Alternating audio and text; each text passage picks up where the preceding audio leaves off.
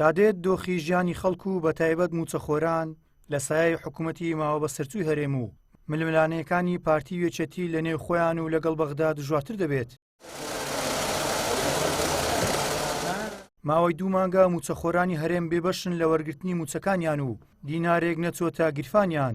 بیانوەکانی حکوومەت و دەسەڵاتدارانیش بۆ دواکەوتن و پێنەدانی موچە بە موچەخۆران لای خەڵکو و موچەخۆرانیش بڕواپێکراو نین.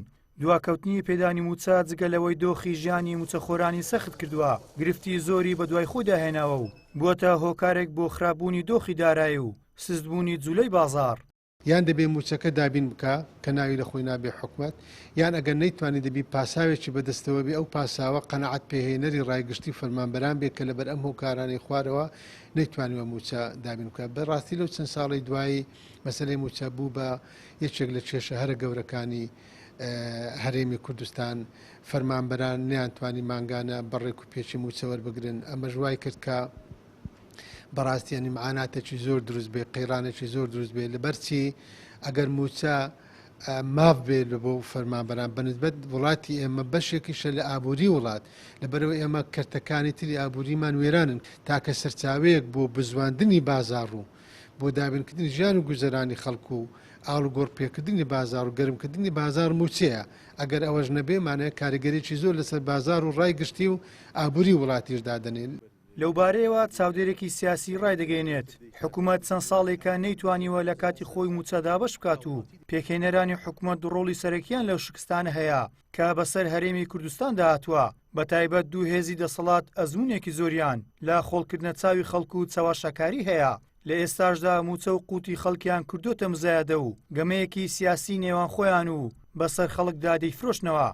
لە ئێستادا هەرێمی کوردستان بە گەورەترین قەیراندا تێدەپەڕیتن و لەو پەڕی لاوازی و بێهێزیدا لە ڕووی حکومڕانیەوە، چونکە هیچ دەسەڵاتێکی یاسایی و شەرعیمان ئێستا لە هەرێمی کوردستاندا نییە. حکوومەتێک پاش 30 ساڵ نەتوانیتن موچە یەک مانجی هاوڵاتیان بداتن، ئەوە چ جێیەکی بە حکوومەت دەچیتن و چ جێیەکی بە حکومڕانی دەچیتن و ئەو دەسەڵاتە پێویستە شەرم لە خۆی بکە.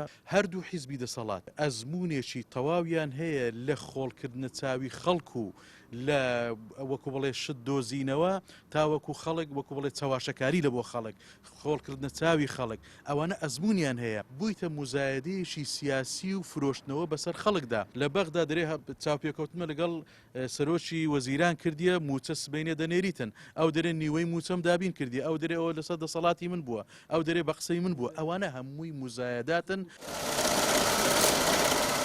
با درێژایی 9 ساڵی ڕابردوو موچەخۆران لە هەرێمی کوردستان کێشەی دواکەوتن و قەیرانی موچەیان هەبووە.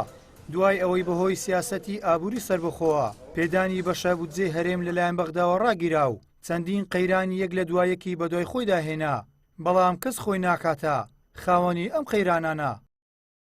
گەیلان سابیر، کەناڵی پەیام، هەولێر.